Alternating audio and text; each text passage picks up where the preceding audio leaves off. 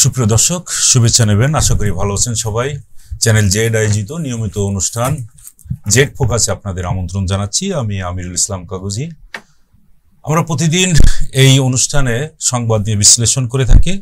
আমাদের এই সংবাদ বিশ্লেষণে আজকে অতিথি হিসাবে উপস্থিত আছেন রেজাউল করিম রনি। তিনি একজন রাজনীতি বিশ্লেষক এবং চিন্তক, জবানের তিনি সম্পাদক। আপনাকে স্বাগত আমাদের অনুষ্ঠানে। ধন্যবাদ আমাকে আমন্ত্রণ জানানোর জন্য। আজকে আমরা যে পত্রিকাগুলো যে হেডিং দেখতে পাচ্ছি, শিরোনাম প্রথমেই দেখা যাচ্ছে যে জুলাই সনদের খসড়া চূড়ান্ত, আদালতে প্রশ্ন তোলা যাবে না। আচ্ছা, এখানে আরেকটা খবর দেখতে পাচ্ছি যে এই জুলাই সনদেই আগামী নির্বাচন চায় জামাত, এনসিপি, আর বাস্তবায়ন প্রশ্নে ভিন্ন অবস্থানে আছে বিএনপি। এটা বিবিসি একটা খবর দিয়েছে। আরেকটা খবর নিয়ে আমরা একটু আলোকপাত করতে চাই, সেটা হচ্ছে নিউ ইয়র্ক টাইমসের প্রতিবেদন একটা আসছে যে ভারতে এখন বাংলায় কথা বলাই কিন্তু ভয়ের ব্যাপার এসে দাঁড়িয়েছে। তা আমরা একটু প্রথমেই চোখ বুলাতে চাই, জুলাই সনদেই আগামী নির্বাচন চায় জামাত, এনসিপি, বাস্তবায়ন প্রশ্নে ভিন্ন অবস্থানে বিএনপি। এই বিষয়টা আপনি কিভাবে দেখছেন? ধন্যবাদ। যে যেখান থেকে আমাদের শুনছেন দেখছেন সবাইকে আমার সালাম, কৃতজ্ঞতা। দেখেন, প্রথম কথা হলো যে নির্বাচনটা কেন জরুরি। নির্বাচনটা জরুরি এই কারণে যে ভোটাধিকার হলো ক্ষমতার সাথে জনগণের সম্পর্ক স্থাপনের যে প্রক্রিয়াগুলো আছে, যে মাধ্যমগুলো আছে, যে উপায়গুলো আছে, তার মধ্যে একটা অন্যতম উপায়। এটাই একমাত্র না, অন্যতম উপায়। তো সেই এবং গণতান্ত্রিক উত্তরণের জন্য এটা সবচেয়ে জরুরি ব্যাপার আমাদের এই মুহূর্তে। সেখানে আপনি যখন নির্বাচনকে কোনো না কোনো শর্তাধীন করবেন, শর্তের আওতায় নিয়ে আসবেন, তখন বুঝতে হবে যে আপনি ডেমোক্রেসি মিন করেন না। অথবা আপনি যে দলই হন, যত বড় বিপ্লবী হন, যত বড় সচ্চরিত্রের হন, যোগ্য লোক, সৎ লোক হাবি যাবি, কত ডায়লগ আছে না, যত যাই হন, আপনি যখন এটা হলে এটার সাপেক্ষে এটা, একটা কিনিলে আরেকটা ফ্রি, এইভাবে যখন আপনি যাবেন, আপনি ডেমোক্রেসি মিন করেন না। দেখেন, এখানে আলোচনাটা জুলাই সনদ নিয়ে আমরা শুরু করলাম, কিন্তু আমার মনে হয় এই ক্ষেত্রে ডেমোক্রেসির প্রিন্সিপালের ব্যাপারে আমাদের একটা আলোচনা দরকার। কারণ হলো, আমাদের এখানে দেখবেন হাসিনাও গণতন্ত্রের কথা বলতো, শুধু যখন তার স্বার্থ রক্ষা হইতো সেটাই গণতন্ত্র হাসিনার কাছে। তো ফলে এখন আপনি আপনার স্বার্থ রক্ষা হইলেই আপনি গণতন্ত্র মনে করবেন। ডেফিনেটলি জুলাই সনদটা কোনো দলীয় এজেন্ডার না, এটা একটা জাতীয় এজেন্ডা, এবং এটা সরকার কর্তৃক আপনার ওই ঐক্যমত কমিশন ফর্ম করা হয়েছে। তার আলোকে সমস্ত দল যা যেসব বেশে ঐক্যমত করছে সেগুলো বাস্তবায়ন করবে এই সরকারের সময়ই, শুরু হয়ে যাবে। আর একটা হলো যে যেগুলো ঐক্যমত হবে না, সেগুলো একটা গণদাবি বা জনদাবি হিসেবে থাকবে, সেগুলো নিয়ে আপনার রাজনৈতিক মহলে রাজনীতি থাকবে বা জনগণের দিক থেকে প্রেশার থাকবে। যা ধরেন একটা প্রস্তাবনা আসছে এই মুহূর্তে, সেটা কেউ মানতেছে না, কোনো দলই। কিন্তু দেখা গেল 6 মাস পরে এই দাবিটা মানা দরকার, বা এই দাবিটা মানলে এই লাভ হবে বা এই উন্নতি হবে, তখন জনগণ দাবি জানাবে যে এটা তো ছিল, এটা মানলেন না কেন আপনারা। কিন্তু মুশকিল হইল, এই ধরনের ঘটনা ঘটার সম্ভাবনা প্রায় জিরো। কারণ হইল, এই যে সংস্কার যে প্রস্তাবনাগুলো যা হচ্ছে, এগুলোর সাথে জনগণের তো ওরকম একটা সম্পর্ক নাই। জনগণ বুঝতেছেও না যে কি হইলে কি হইবে, এইটা করলে আমার কি হবে। জনগণ যেটা বুঝতে যাচ্ছে যে ইমিডিয়েট তার যে সমস্যা হচ্ছে, জননিরাপত্তা নাই। আপনার প্রত্যেক দিন প্রায় বিভৎস রকম খুন খারাপের ঘটনা ঘটতেছে, এবং আপনার যেই সমস্ত জায়গায় মানুষ উন্নতি আশা করছিল, যেমন ধরেন সে বিনা ঘুষে চাকরি আশা করছিল, সে আশা করছিল এখনো যোগ্যতার ভিত্তিতে তার ছেলে মেয়েদের পড়াশোনার সুযোগ পাবে, সে আশা করছিল এখন তার নাগরিক অধিকার হরণ করা হবে না। তো এগুলোর কোনো কিছুরই তো অগ্রগতি ঘটে নাই, এবং বিপুল পরিমাণ এই যে জামাত, বিএনপির কর্মীদের 15 বছর আপনার একটা অকথ্য অবর্ণনীয় জীবনের দিকে ঠেলে দেওয়া হলো এই রাজনৈতিক প্রক্রিয়ার মধ্যে দিয়ে, একটা ফ্যাসিস্টিক প্রক্রিয়ার মধ্যে দিয়ে। এখন আওয়ামী লীগ সমর্থকদের জীবন করুণ অবস্থার দিকে পরিণত হচ্ছে। এটা তো হওয়ার কথা ছিল না। আওয়ামী লীগ করে মানেই তাকে দৌড়ের উপর থাকতে হবে, তাকে একটা ভয়ের মধ্যে থাকতে হবে, ব্যাপারটা তো এরকম না। ভয়ের মধ্যে থাকবে যারা অপরাধী, যারা ফৌজদারি অপরাধী, যারা গুম, খুন, লুটপাট, চুরি, ডাকাতি এগুলোর সাথে জড়িত, তাদেরকে আপনি দ্রুত বিচারের আওতায় এনে এই যে বিপুল সমর্থক, তাদেরকে তো একটা হিলিং করতে হবে। তার নেত্রী পালাই গেছে, তার ব্যাপারটা তো বুঝতে হবে, সে ট্রমাটিক। ফলে এবং এগুলো তো আমাদের ক্লোজ সম্পর্কের, দেখবেন যে আমাদের পরিবারের আশেপাশের লোকজনই আওয়ামী লীগ করে, বিএনপিও করতো। ফলে এই যে ক্লিনজিং এর পলিটিক্সটা, এটা জাতিকে বিভক্ত করে, এটা দিয়ে কখনো ন্যাশন হয় না। তো বিএনপি জামাতের এই অবস্থাটা দেখে আমরা তো শিক্ষা তো নেই পলিটিক্যালি, বরং এখন আমরা আওয়ামী লীগকে এই বিএনপি জামাত যেভাবে দুর্ভোগ শিকার হয়েছে, যেভাবে ভিকটিম হয়েছে, সেভাবে একটা ভিকটিম বানানোর প্রক্রিয়ার দিকে নিয়ে যাচ্ছি। এটা আপনি যত করবেন তত হইলে আওয়ামী লীগ প্রাসঙ্গিক হয়ে উঠবে, এবং আওয়ামী লীগ প্রাসঙ্গিক হয়ে উঠলে এখানে আর কোনো রাজনৈতিক যেই আমরা উত্তরণের কথা বলি যে কান্ট্রি উইদাউট আওয়ামী লীগ, এই জায়গায় যাওয়ার পর রাজনীতির বিকাশ শুরু হবে আপনার। তো ফলে সেক্ষেত্রে আওয়ামী লীগের এই যে যারা সমর্থক, তাদেরকে তো আপনার বুঝাইতে হবে যে দেখো আওয়ামী লীগ আর রাজনীতি এক জিনিস না, যেটা আমি বহুবার আলোচনা করছি। ফলে যাক, কাম টু দ্য পয়েন্ট, এখন এই যে জুলাই সনদ, যেটাকে আপনারা বলতেছেন যে এই সনদের ভিত্তিতে নির্বাচন হতে হবে, রাইট, এটা কোন ধরনের কথা? নির্বাচনের সাথে এটা সম্পর্ক কি? নির্বাচন একটা গণতান্ত্রিক প্রক্রিয়া উত্তরণের একটা সিঁড়ি, সেখানে 15-16 বছর ভোট হয় না, আপনি যাবেন। তো তার সাথে এটা তো আপনার এখন সর্বদলীয় সরকার এটা, এবং সরকারের তরফ থেকে ঐক্যমত কমিশনে এসে আপনারা জুলাই সনদ প্রণয়ন করছেন। এবং আরেকটা খবর আপনি বললেন যেটা আদালত দিয়ে চেঞ্জ করা যাবে, ডেফিনেটলি চেঞ্জ করা যাবে না, কারণ এটা তো প্রশ্ন কেন তোলা যাবে, কারণ এটা তো সুপ্রিম ক্ষমতা বলে করা হয়েছে, এবং সুপ্রিম ক্ষমতা কি জনগণের উইল, সর্বদলের ঐক্যমতের ভিত্তিতেই আপনি এটা করছেন। তো এটা মানে ল এর অনেক বাইরের জিনিস, ঊর্ধ্বের জিনিস। ফলে আদালতে প্রশ্ন তোলার সুযোগ নেই, সেটা ঠিকই আছে। কিন্তু এখন তাইলে যেটা হচ্ছে জুলাই সনদের এটা ডেফিনেটলি যখন এটা সার্বভৌম ক্ষমতার ভিত্তিতে করা হচ্ছে, এবং সেখানে দেখেন বিএনপির দিক থেকে একটা ব্যাপার হলো যে বিএনপি যে জিনিসগুলো করবে না এগুলো এখন স্পষ্ট বলতেছে, তাদের, এবং যে সমস্ত জায়গায় তারা আপত্তি আছে কিন্তু মেনে নিচ্ছে, নোট অফ ডিসেন্ট দিয়ে তারা বলছে আগায় যাই আমরা, ওটা থাকলো আমার আপত্তিটা, কিন্তু বাকিটা আমরা আগায় যাই।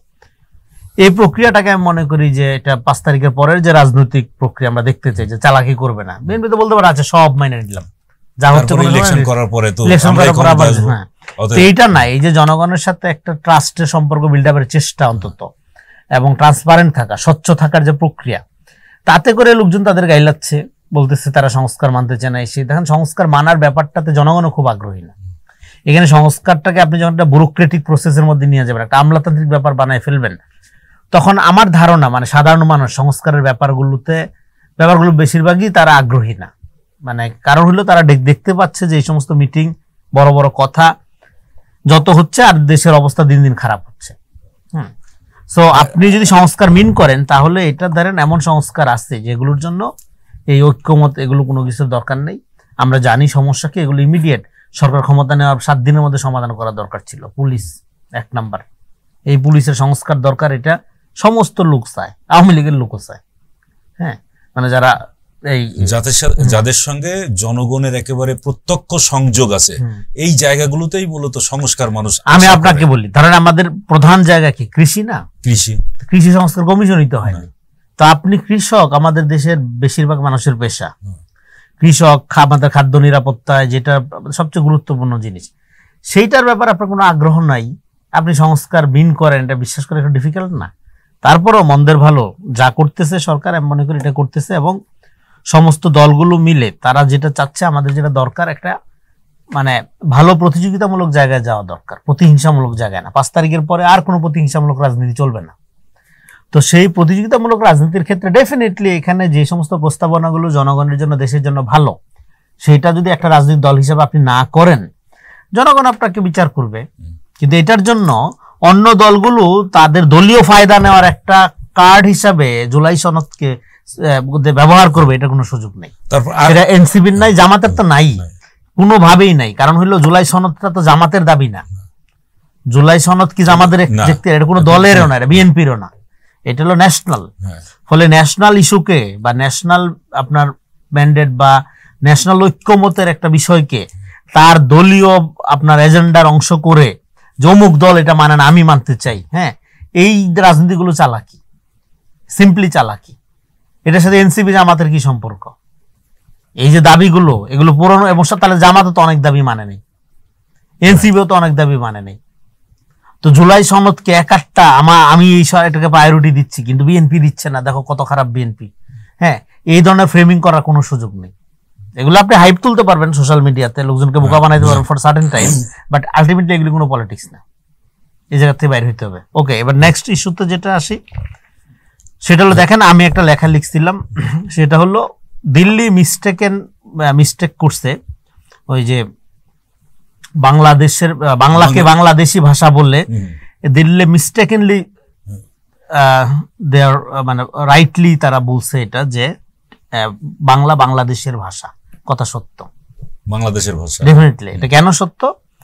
আমি দা উইকের সাংবাদিক আসছিল এখানে, নম্রতা, ওনার সাথে আমি একটা ইন্টারভিউ দিচ্ছিলাম।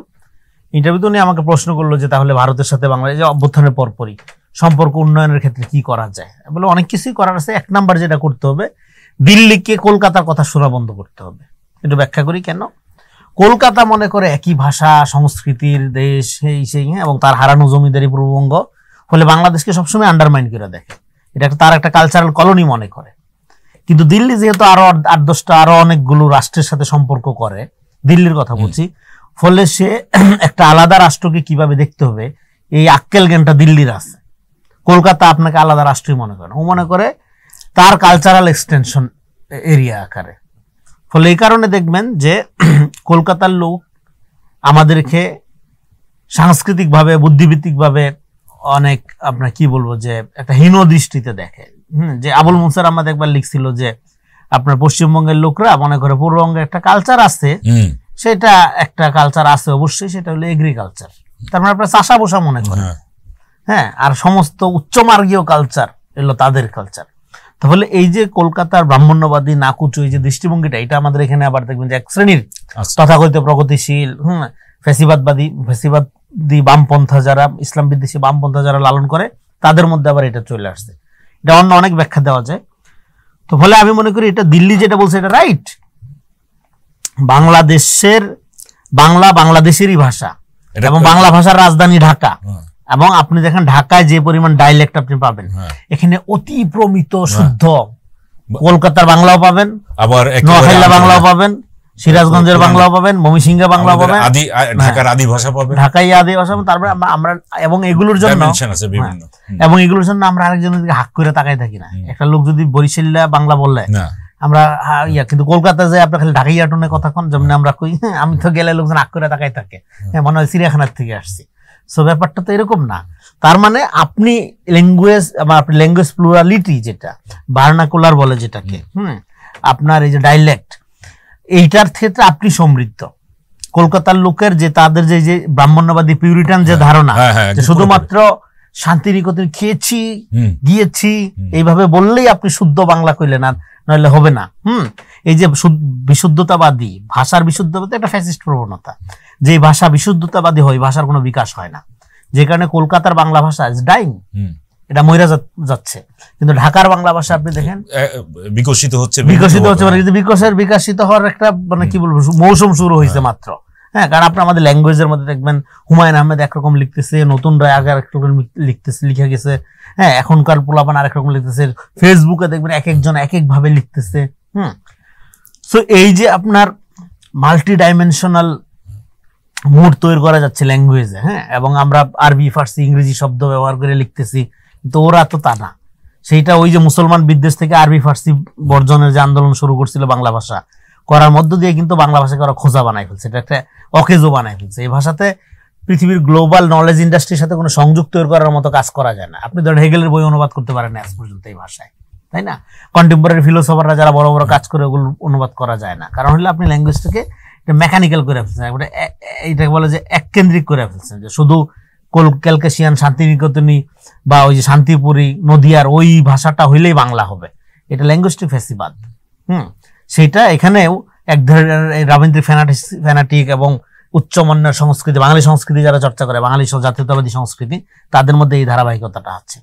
সেদিক থেকে বাংলাদেশ ডেফিনেটলি বাংলা ভাষা পরিচর্চা, এবং এটা আমরা যে আবার ইচ্ছা করে করছি তা না, এটা অটো ন্যাচারালি আমরা পাই, যেহেতু আমরা একটা রাষ্ট্র করছি, এটা ন্যাচারাল একেবারে, যেহেতু দেখেন এই মাটিতেই এই ভাষাটাইকেই বেশি প্রচলিত বলেই, রাইট। এবং অ্যারিস্টটল একটা কথা বলছিল যে দেখেন পৃথিবীতে অনেক জাতি আছে, সবাই কিন্তু রাষ্ট্র করতে পারে না।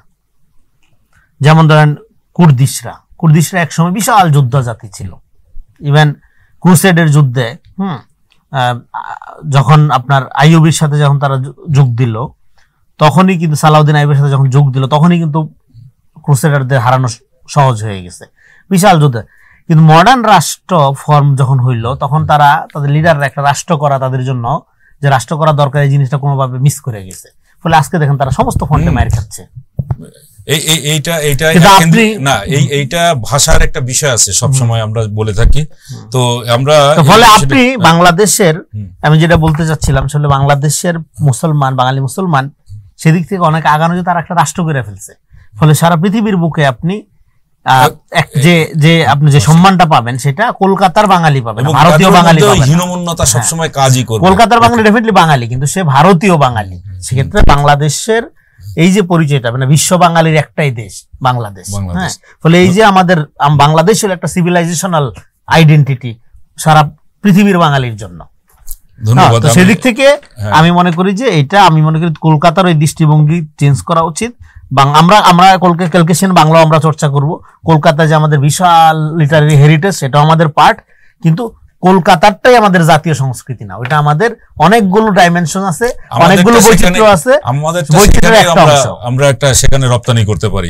আচ্ছা, থ্যাংক ইউ। আমি একটা বিষয় নিয়ে আপনার একটু দৃষ্টি আকর্ষণ করতে চাচ্ছি, সেটা আজকেই বিভিন্ন অনলাইনে অলরেডি চলে আসছে, যে আমাদের বিদেশে যে সমস্ত দূতাবাসগুলো আছে সেই দূতাবাসে প্রেসিডেন্ট শাহাবুদ্দিন চুপ্পুর ছবি সরিয়ে ফেলার একটা নির্দেশনা আসছে। এটা আপনি দেখেছেন কিনা? হ্যাঁ, দেখলাম আমি নিউজটা, এবং এটা আনঅফিসিয়ালি বলা হয়েছে, এটা কোনো অফিসিয়াল নির্দেশনা দেওয়া হয়নি। আর একটা ব্যাপার হলো চুপ্পুকে আমরা এখন, মানে শাহাবুদ্দিন আহমেদ চুপ্পুকে আমরা কিভাবে দেখবো? ওনাকে কি ব্যক্তি আকারে দেখবো না প্রতিষ্ঠান আকারে দেখবো? আমরা ব্যক্তি আকারে দেখার কোনো সুযোগ নেই, প্রতিষ্ঠান আকারে, যেহেতু এটা একটা অভ্যুত্থান, বিপ্লব হয়নি এবং একটা সাংবিধানিক ধারাবাহিকতা এগুলো দরকার, সেই কারণে প্রতিষ্ঠান আকারে এগুলো টিকায় রাখা হয়েছে। কিন্তু ডেফিনেটলি ওনার বিরুদ্ধেও তো অনেক অভিযোগ আছে, হ্যাঁ, এবং এগুলো তদন্ত হওয়া দরকার। তো এখন এই যে ঘোষণাটা যেটা বললেন, আমি মনে করি যেটা আনঅফিসিয়াল, এবং নিউজে আরো দেখলাম যে আসলে যেখানে প্রধান উপদেষ্টার ছবি নাই সেখানে কেন রাষ্ট্রপতির ছবি থাকবে, এই কারণে তারা সরাই নেওয়ার কথা বলতেছে। এইটা 1 বছর ধরে যেখানে আছে, 1 বছর ধরে কিন্তু প্রধান উপদেষ্টার ছবিও সেখানে ছিল না। আকস্মিক ভাবে আজকে এইটা ঘোষণাটা এমন ভাবে আসলো, এর পেছনে কোন রকম আচ্ছা। তো এখানে ধরেন একটা দল তো দীর্ঘদিন যাবে চাচ্ছে চুপ্পু থাকবে না, কিন্তু যেটা তাদের বুঝতে হবে সেটা হলো চুপ্পু থাকা না থাকাতে তো রাষ্ট্রের বৈপ্লবিক পরিবর্তন হয়ে যাচ্ছে না। রাষ্ট্রের বৈপ্লবিক পরিবর্তনটা হবে আপনি যদি এই যে হাসিনার যে কাঠামোটা চেঞ্জ করতে পারেন। চুপ্পুর জায়গায় ধরেন একটা অন্য লোককে বসাইলো, আপনার রাষ্ট্রপতি বানাইলো বা আমারে বানাইলো, কি হবে? চুপ্পু যা করতো আপনি তাই করতাম। তাহলে কি করতে হবে? তাহলে তার যে ডিউটিটা যেভাবে ফাংশন করে, ফাংশনালিটিটা চেঞ্জ করতে হবে। তো সেইটা চেঞ্জ করা আর ব্যক্তি চেঞ্জ করা তো দুই জিনিস। তো এমনিতে আমার পার্সোনাল ওপিনিয়ন হলো যে হ্যাঁ, দূতাবাসগুলোতে বা ইয়াগুলোতে এই ধরনের ছবি না থাকাই ভালো। ছবি দিয়ে কি হবে? কেন ছবি থাকতে হবে? হ্যাঁ, কারণ আপনি তো ব্যক্তিকে রিপ্রেজেন্ট করার দরকার নেই, আপনি রাষ্ট্রকে রিপ্রেজেন্ট করবেন। সেখানে আপনি ধরেন যে বিশেষ করে বিদেশি দূতাবাসগুলোতে সেখানে বাংলাদেশকে রিপ্রেজেন্ট করে এরকম জিনিসপত্র থাকতে পারে। মানে একটা ব্যক্তির ছবি, কোনো ব্যক্তির ছবি, হ্যাঁ, ওরকম না থেকে বাংলাদেশের আইডেন্টিটিকে রিপ্লেস করে, মানে প্রেজেন্ট করে, এরকম আমাদের ঐতিহ্য বা এগুলো থাকতে পারে, এরকম কিছু প্রদর্শনীর ব্যাপার। আমি আর একটু আচ্ছা, যাকে এটা বিষয়টা দেখলাম, কিন্তু আমি একটু পিছনে আবার একটু যেতে চাচ্ছিলাম। সেটা হচ্ছে যে এই শর্তের বেড়াজালে আবদ্ধ করার ক্ষেত্রে যে কথাগুলো বলা হচ্ছে, সেটা কি নির্বাচনকে পিছানো বা নির্বাচনকে হ্যাম্পার করার কোনো দৃষ্টিভঙ্গি আপনার এর মধ্যে দেখেন? এখানে আমি তো এর আগেও আপনাদের এখানে আলাপ করছি যে আপনি যদি গণতন্ত্র মিন করেন তাহলে আপনাকে যেটা করতে হবে কি, নির্বাচন যদি আপনি 1 সেকেন্ডও আগায় আনতে পারেন, আপনি আগায় আনা ভালো। হ্যাঁ, নির্বাচন যত দেরি হবে তত ক্ষতি হবে। এখন নির্বাচনের চেয়ে মানে, কিন্তু ব্যাপারটা হলো আমরা এখানে নির্বাচনটাকে, যেহেতু দীর্ঘদিন যাবত নির্বাচন হয় না, মানুষ ভোট দেয় না, ফলে ভোট দেওয়া ছাড়া এখানে এক ধরনের ক্ষমতা চর্চা হইতে দেখছে। ফলে জনগণের এক অংশের মধ্যেও কিন্তু নির্বাচনের ব্যাপারে খুব একটা আগ্রহ আছে তা না, মানে এক অংশের মধ্যে এটা অনাগ্রহ তৈরি করা গেছে, হাসিনা করে গিয়েছে। সেইটার সুযোগ নিয়ে আপনি যে নির্বাচন খারাপ, নির্বাচন দিলে সমস্যা হবে, এই সেই কথা এক শ্রেণীর বুদ্ধিজীবীরা বলতেছে না, বলার মধ্য দিয়ে তারা কি করতে চাচ্ছে? তারা যেটা চাচ্ছে সেটা হলো যে এখানে ডিসফাংশনালিটিটা আরো বড় হবে, গ্রো করবে, এবং আওয়ামী লীগ ফিরে আসার, এখানে তো অনেকগুলো এজেন্সি ওয়ার্ক অ্যাক্টিভ আছে, আওয়ামী লীগ ফিরে আনার জন্য অনেকেই কাজ করতেছে। তো ফলে আওয়ামী লীগ প্রাসঙ্গিক হবে কখন? যতক্ষণ পর্যন্ত দেশে আপনার নির্বাচন অরাজকতা দিলে কি আওয়ামী লীগের ফিরে আসার পথটা কি রাইট, এটা বলতেছি। ফলে যত অস্থিরতা বিরাজ করবে, যত অশান্তি বিরাজ করবে, যত হানাহানি বিরাজ করবে, যত আপনার ইনসিকিউরিটি বিরাজ করবে, তত আওয়ামী লীগ প্রাসঙ্গিক থাকবে।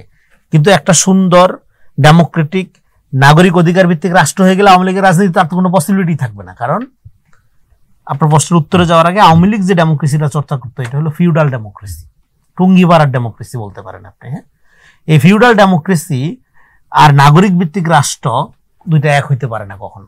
যখন আপনার এখানে নাগরিক ভিত্তিক একটা রাষ্ট্র হবে, আইনের শাসন হবে, এমনিতে আওয়ামী লীগ ফাংশন করতে পারবে না। আরেকটা হলো, আমরা তো ট্রুথ অ্যান্ড রিকনসিলিয়েশনের কথা বলছিলাম, সেটা তো আপনারা করলেন না। এখন এই নির্বাচনটাই হলো সবচেয়ে বড় রিকনসিলিয়েশন হয়ে যাবে। কিভাবে হয়ে যাবে? নির্বাচনে যদি আওয়ামী লীগ থাকার কোনো সুযোগ নেই, প্রশ্নই নেই। তো যারা আওয়ামী লীগের নিরীহ সমর্থক, তারা, আমি তো বলছি এখানে একটা আত্মীয়তা সম্পর্কে আবদ্ধ, এক ভাই আওয়ামী লীগ, বিএনপি, জামাত, এইভাবেই তো হয় ফ্যামিলিগুলোতে, তাই না? ফলে নৌকা ছাড়া সে যখন অন্য মার্কাগুলোতে ভোট দিবে, তার যে পছন্দের মার্কা হোক, হ্যাঁ, নৌকা ছাড়া যখন দিবে, দেওয়ার মধ্য দিয়ে সে তার রাজনৈতিক ইমান পরিবর্তন করে নতুন গণতান্ত্রিক প্রক্রিয়ার মধ্যে কিন্তু ঢুকে গেল। ফলে একটা বিপুল অংশ যে নতুন করে রাজনৈতিক কন্ডাক্টের মধ্যে ঢুকে যাবে না, যেটা বলে নিউ সোশ্যাল কন্ট্রাক্ট তৈরি হবে, সেইটা কিন্তু একটা রিকনসিলিয়েশনের ভূমিকা এক ধরনের পালন করবে নির্বাচনটা। ফলে এইভাবে নির্বাচনটা যদি হইতে পারে, মানে জনগণ যদি স্বতঃস্ফূর্তভাবে স্বাধীনভাবে ভোট দিতে পারে, ভোটকে যদি আপনি কোনোভাবে কারচুপি না করেন, কোনোভাবে ইঞ্জিনিয়ারিং না করেন, কোনোভাবে যদি এই সিট ভাগাভাগি নির্বাচন না করেন, যত বড় দলই হোক, যত ছোট দলই হোক, কারোর সাথে সিটের কোনো কন্ডিশনে যাওয়া যাবে না, কারোর সাথেই না। সিটের কন্ডিশনে গেলে এটা কিন্তু এই দামি নির্বাচনের চেয়ে খারাপ জিনিস হইতে পারে। পাবলিক ভোট দেখ, যারা খুশি ভোট দিয়ে নিয়ে আসুক, কালাসরের বাপরে পছন্দ হইলে নিয়ে আসবে, অসুবিধা নেই, কিন্তু কোনো সিট ভাগাভাগির জায়গায় যাওয়া যাবে না। তো আপনি যদি এরকম একটা জনগণের, মানে আমি বলছি জনগণকে এম্পাওয়ার করার সুযোগটা যদি দেন, তাকে যদি চুজ করার সুযোগটা দেন, তাকে যদি তার প্রতিনিধি নির্বাচনের সুযোগটা দেন, আওয়ামী লীগ, আমরা যে কান্ট্রি উইদাউট আওয়ামী লীগের কথা বলি, সেটার মোটামুটি 60% আগে গেলেন আপনি। হ্যাঁ, একটা বর্বান্তর হয়ে গেল, নতুন প্যারাডাইমে বাংলাদেশ প্রবেশ করে গেল, তাই না? তো ফলে এই সুযোগটা তো নষ্ট হয়ে যাবে যদি নির্বাচন ঠেকানো যায়। ফলে এখানে নির্বাচন ঠেকাইলে লাভ হবে কার? 1 নম্বর লাভ হবে আওয়ামী লীগের, 2 নম্বর লাভ হবে এখন যারা চাঁদাবাজি টাজাবাজি এগুলি করতেছে, এখন যারা এই ক্ষমতা লুটা খাচ্ছে তাদের। এখনো তো এক ধরনের লুটপাট চলতেছে, এখনো তো এক ধরনের অরাজকতা চলতেছে, এখনো তো এক ধরনের ধান্দা চলতেছে, এখনো তো এক ধরনের সিন্ডিকেট গড়ে উঠছে। ফলে এখন যারা নির্বাচন চাচ্ছে না, তারা এই জিনিসটার বেনিফিশিয়ারি এই কারণেই চাচ্ছেন। এটা পরিষ্কার, এটা বোঝার জন্য সায়েন্টিস্ট হওয়ার দরকার নেই। অন্যদিকে নির্বাচন হইলে পরে দেশ কখনোই আর আপনি আগের মডেলে চালাইতে পারবেন না। কিন্তু অনির্বাচিত অবস্থায় যতক্ষণ আপনি থাকবেন, আপনি চান বা না চান, আপনি যত বড় বিপ্লবী আচরণই করেন, দেশ হাসিনার মডেলই থেকে যাবে। এই জিনিসটা বুঝতে হবে, খুবই গুরুত্বপূর্ণ কথা। অবশ্যই। এবং নির্বাচনবিহীন ক্ষমতা একটা হাসিনার মডেল। আপনি যত বড় পণ্ডিত হন, আপনি যত বড় বিশ্ব দরবেশ হন, আপনি যত বড় বিশ্বখ্যাত ব্যক্তি হন, নির্বাচনবিহীন ক্ষমতা, যে কোনো ক্ষমতা, এইটা একটা হাসিনার মডেল। ফলে আমরা বলতেছি না অমুক দলকে ক্ষমতায় আসতে হবে, নির্বাচন আমরা বলতেছি ভোটাধিকার নিশ্চিত করতে হবে, আমরা বলতেছি জনগণকে এম্পাওয়ার করতে হবে। জনগণের ভালোটা আপনার হাসিনাও কিন্তু ভালো বুঝতো, এটা দানব ছিল। ফলে নির্বাচন খারাপ, নির্বাচন দিলে অযোগ্য ব্যক্তি নির্বাচিত হয়ে আসবে, তার মানে আপনি জনগণকে আন্ডারমাইন করেন। জনগণকে ডিসাইড করতে দেন যে কে নির্বাচিত হয়ে আসবে, কে সরকার চালাবে। ধন্যবাদ রনি। আজকে আমরা এই পর্যন্ত এখানেই বক্তব্য শেষ করছি। আমরা আবার পরবর্তীতে কোনো একটি বিষয় নিয়ে আলোচনা করব। ততক্ষণ চ্যানেল জেড এর সঙ্গেই থাকুন। ধন্যবাদ।